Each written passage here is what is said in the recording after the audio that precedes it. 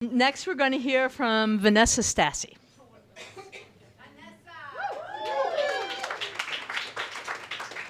Where's the mic, maybe? Do you And I'm brand new with this. Talk about flavor. Talk about, yeah, exactly. Is that good? Yeah, I think so. Sit down. Yeah. So what spurred me to want to tell my story tonight is hearing Michael talking about women laboring in the delivery room, because I labored, but not in the delivery room. I labored at home, and I labored without doctors, any medical assistants, and not even a midwife, not even in a closet. All that started in Hawaii. Mike and I had just lost a baby. We knew that we wanted to be parent and create a family together.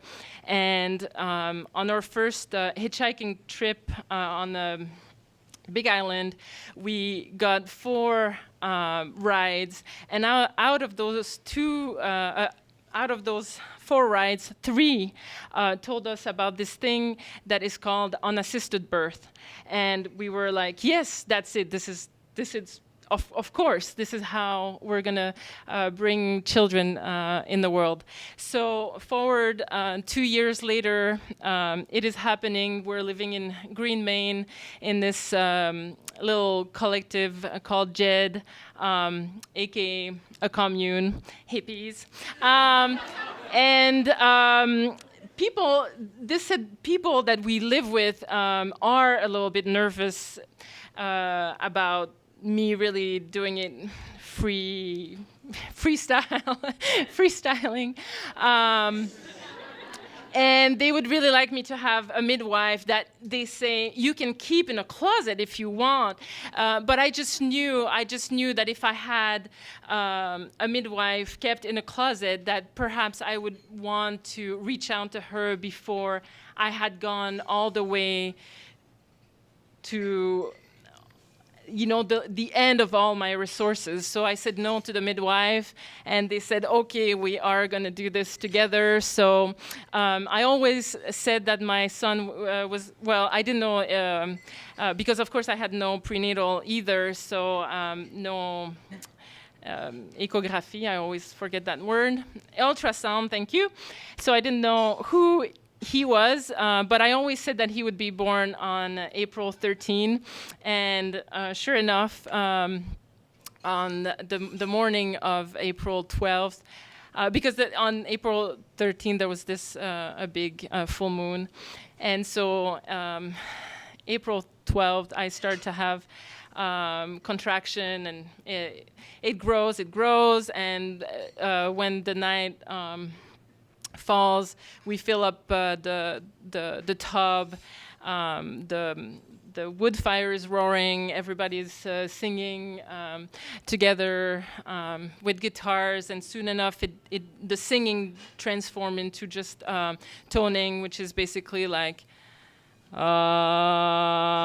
and just trying to work with the sound and the contractions. And eventually, after a long, hard night of labor, Fanek dove into the pool and then onto my chest, and I had done it. I had made it, and so I stayed in the pool, and like it's 4:00 in the morning. Don't have my glasses. I'm a little, loopy and everything, and I finally get out of the pool, and I hear a big blop, but after that, I still have contractions, and I don't understand what's going on, and I can't go pee. And finally, someone tells me, the placenta is still in there.